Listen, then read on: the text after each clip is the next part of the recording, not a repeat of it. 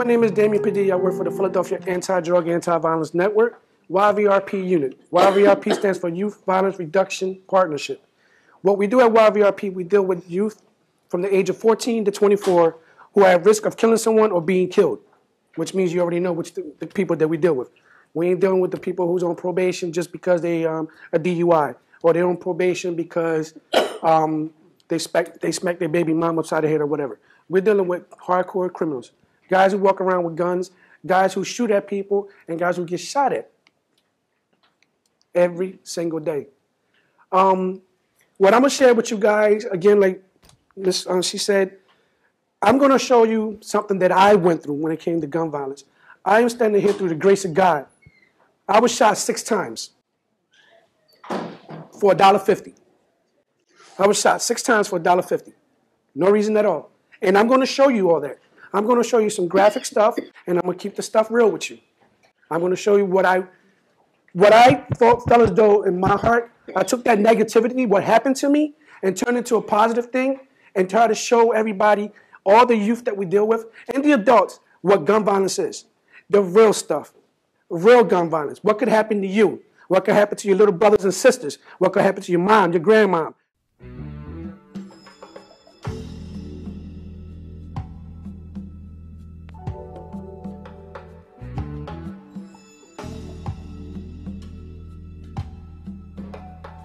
And my presentation is all about reality. It's not what you see on HBO. It's not what you see on Cinemax. It's not what you see on Showtime. I'm showing you up close and personal reality. Because this is how I took my tragedy that occurred to me and I turned it into a positive thing.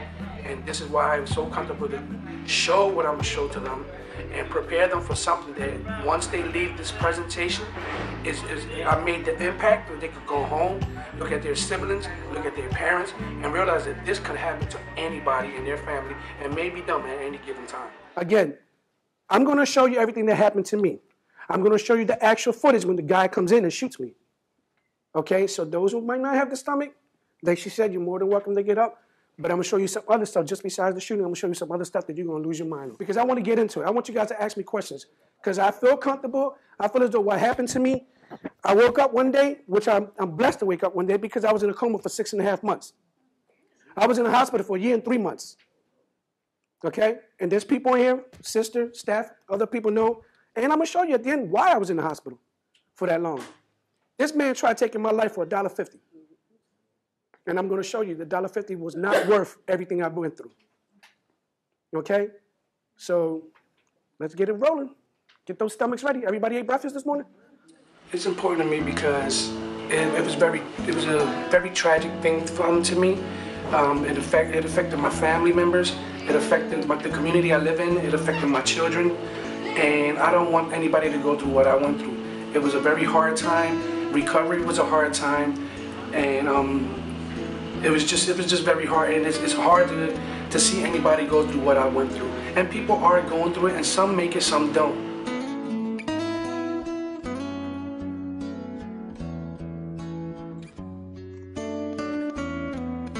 No. The situation was that it was last call. You know, at a bar, at 1:45 is last call. You can't get no more. Well, his sister wanted another drink. My bartender said no. She said, yeah. So they start going at it. Me, coming out of my other job, I was serving a warrant, a high priority warrant in Southwest Philadelphia. So I take my bulletproof vest off, leave it in the car. I go in the bar and see the situation. I go in, I intervene, and he felt as though, hey, none of your business. Here, take that. It's between my sister and her, not you. What the hell are you getting involved with? This man happens to shoot me 6 times in 3.7 seconds flat in a group range. He hit me. And he only was 3 feet away from me. Reached over. Gave me all 6.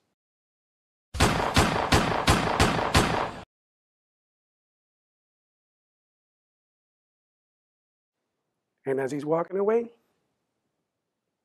he didn't care. $1.50. I'm going to tell you what that $1.50 was. A can of Coors Light.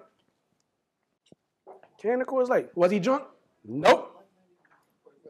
He wasn't drunk. He wasn't under the influence. So when he went to court and tried to act like he didn't know what he was doing, that he blacked out, Sorry, buddy. At the place I was at, we got 18 cameras, and they caught that you ain't had not one drink when you came in, and before you left, or before you came in. So, yeah, it was at a bar. Place of business. Remember, 6 shots, 3.7 seconds flat.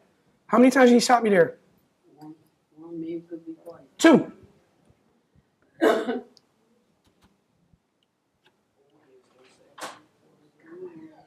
Four.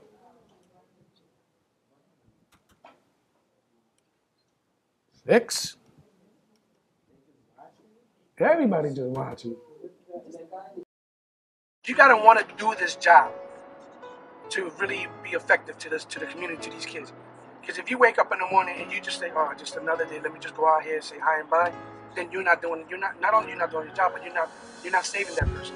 And we're not God. We're not here to save everybody, but we can assist to save you. We can try to save you if you just follow our lead. Because a lot of us come from this profession. A lot of us don't come from this profession, but we've been through it. So I always tell them, I've been 13. You've never been 41. So don't think that whatever I'm bringing to the table, take heed and govern yourself accordingly.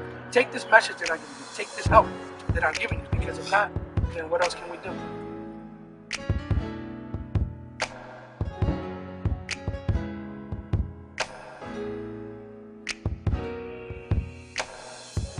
It's hard because I lost my left lung. I lost a portion of my stomach. If you guys know how long your largest intestines are, I lost 1.5 feet of it. I had a colostomy for 1 year and 3 months. For those who know what a colostomy is, you know what I went through. I had 2 of the bullets fractured my shoulder, so I had to go through a lot of therapy. Then I had to learn how to walk. Because I was in the hospital for so long, I lost my ability to walk. So I had to go to rehab, learn how to walk. Bullets travel all over your body. Don't think about HBO, Cinemax, Showtime, BET, whatever show you look at TV that you see somebody get hit and they drop and it comes out the back. No, it don't. Because the one bullet that hit me here came out the back, but I'm talking about the backside. It traveled all the way through and came out the backside. There's another bullet, and I'm going to show you, that hit me here. And ladies, I'm going to show you the pictures. I'm sorry, I'm not disrespecting, but I'm going to show you where that came from and where they came out of. I have another one that came out of my toe. So these bullets travel. I had to breathe through here and here the very same night. You see how big I am? I was 173 pounds that night I got shot. The first day out of the operation room, I was 300 pounds. 300 pounds. The body anatomy goes into shock when you get hit with this bullet. The bullet just does so much to you, your body's gone. I developed diabetes. I developed high blood pressure, but I always had it. My sister tells you I eat a lot of salt. I even put salt on my bacon. But your body anatomy just changes from these bullets. It's crazy. It's real crazy. This is the first day I was in a coma. The very same night coming out the operation, they saved my life. I was actually, how can I say this? A lot of people thought that I was going to be brain dead or whatever, but I actually passed away for what? 17 minutes. 17 minutes. And the doctors worked on me. God came down and touched me and then allowed me to die. Because of gun violence. Thank you very much. You know how many machines I had on me? I had a trachea. I have 4 chest tubes. I had a colostomy, a feeding tube. I didn't eat a cheesesteak for 1 year and 3 months, people. I had a tube that was feeding me like just pudding, liquid, whatever.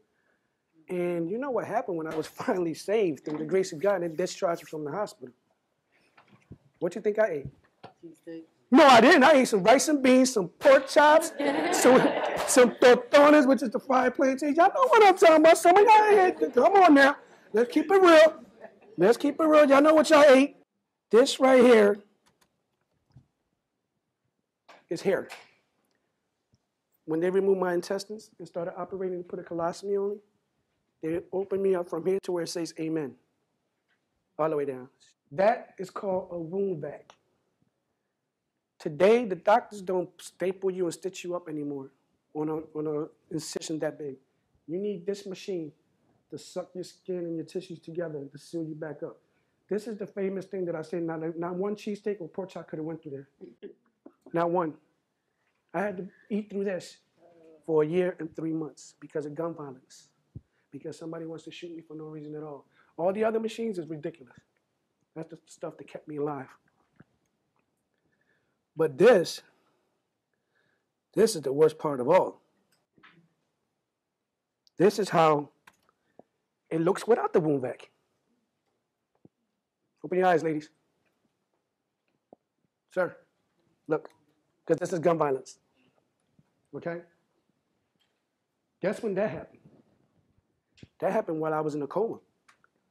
I was fighting to come out the coma. The doctors won't let me. They kept inducing me into this coma because if I would have came out of this coma, I probably would have died because I was that injured. But this is gun violence, people. When I was in a coma, I coughed and my stomach went wide open. Wide open. That's gun violence. This is what happens when you play with guns or you get shot or anything else with it. But this was the worst thing in my entire life that I don't hope on anybody and wish on my worst enemy, even on the knucklehead who shot me. That right there is so embarrassing. It is so embarrassing. I'm going to tell you why. You know when you go to the bathroom, you know how you smell. But this right here, that's the real fumes coming out. That's the real stuff coming out. And then when I'm sitting in a meeting with my bosses, and this thing just, because you can't control it, it just goes on its own. And you're sitting in an important meeting with all these people in the panel, and you're sitting there with my bosses and everything, and all of a sudden you hear, and all eyes on me. I went to court for a youth partner. Got the district attorney here, the PO here. I'm next to the PO. The judge is right in front of where my boss is at. Oh, man. So I walk out the courtroom. At the time, we weren't able to take the company vehicles down there because we was in court. So I get on the L to come back. So guess what? Everybody in the damn L was looking at me and walking away from me. Oh, no, not because of the noise. The thing opened up. Yeah, so you could smell that one train. The people was walking out of that train, going to the next train. Oh, no, they had to go to the next train. Because you want to talk about funk. And mind you, I was only eating this. I was eating this. Imagine if I would have had that pork chop in me. Or that red, nice, medium well done steak. Tell me how that probably would have smelled. At the end, some of them come to me when I leave the actual room. A lot of them come out. A lot of them thank me. A lot of them, like last week, and she's my witness last week, one young lady was just like, she jumped on my shoulders and just started crying.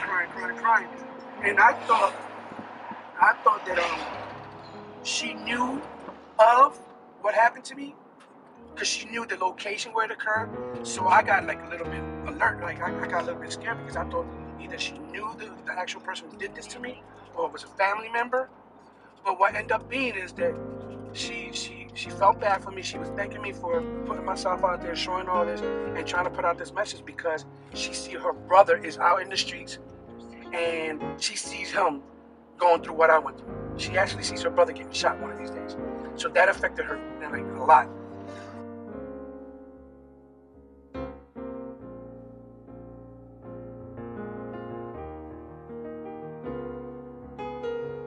If we keep having gun violence, there's no really way for us to progress. And everybody's always talking about how they want they want the city to be better, but you can't make it better unless you work to do things like that, like take away the gun violence. He said, everybody get down on the ground. And what happened was, I couldn't get down. I was in a chair and I had my dog. And that scared me the most because she started barking and barking. He said, shut the dog up or I'm going to shoot you. And I was like, I can't. He got my dad on the ground. My mom was upstairs with my younger niece and my sister. And they was in a room playing, so they didn't really know what was going on. And upstairs he had my mom with gun Bozette, and he told her to get all your money, or like all the money that you can. He gave it to her. She gave it to him, and they ended up leaving. And the that had the gun to us downstairs. He ended up leaving after the first guy from downstairs, upstairs left. And it was a setup because it was, I'm right next to a deli, next door where a lot of people was out, and there was nobody outside at the time. So it just so happened that somebody came in and like opened the door, because we make sure the door is locked. It was around 9 o'clock. So it's kind of like made us scared or whatever. We ended up going to my sister's house around the corner, so. Yeah, so you experience a home invasion, which is happening a lot today, people. It's happening a lot. And unfortunately, I'm sorry to tell you, because of gun violence, they're shooting. They're not just robbing you and just letting you live. They're actually shooting you and finishing you off. I want them to take away literally every information I could probably give them and go home and share it with them so they could prevent it. It's all about prevention. I want them to, once we finish this presentation, I want them to take this home, share it with their family, share it with their little ones, because I'm quite sure that the age group that we're going to have today is going to be, they're going to have little siblings. And I want them to take this home and really tell them that they met somebody today, they met an agency today who was out here and willing to provide services and referrals, and to show them that gun violence is no joke. It's happening every day, it's happening in our community, it's happening in front of them. I actually wanted to show you how quick it was. A gunfight only takes less than 8 seconds. Even with the police department, not that stuff you see on TV, they be like, bah, bah, bah, bah, bah. No, don't. No, don't. Y'all see it today in the streets. Philly PD pulls out their gun, person pulls out a gun, shoot 7, 8 times, boom, it's over. Less than 10 seconds, maybe. But thank you very much for your attention. Please take heed and govern yourself accordingly. Take all this message that I'm giving you is for a purpose. Yes. Okay, this is coming from the heart. Yes. This is something that we're volunteering to do. Yes. Okay? So thank you very much for your attention.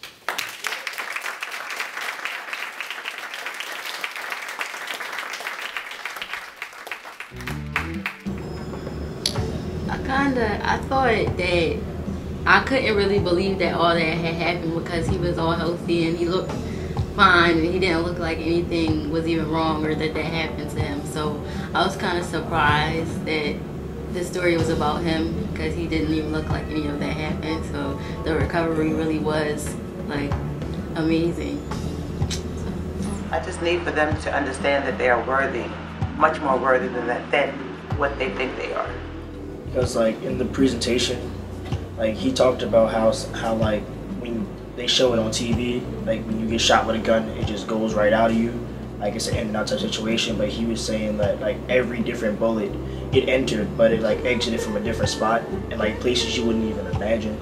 So like it kind of shows you that TV really doesn't actually show like the reality of the situation. Whereas though like if it's real life and he survived it, he can actually tell you point by point of what happened. That was the perfect audience. They were very cooperative. They looked like they were really into it. They was taking the message well. They took the message well, because I really felt the positive feedback. It went extremely well. In my opinion, the most shocking thing is actually how he came out of it. Like the first thing that he said, he didn't want to like seek revenge, but he wanted to go to work. And that shows like his determination, that even though like getting out of the coma was half the battle, to the point of where since he got out the coma, now it's like, all right, it's time to put in work, it's time to go back to work and try to make his living for his family. And that's like, in my opinion, that's a real man. I mean, everybody, put the guns down, chase their dream.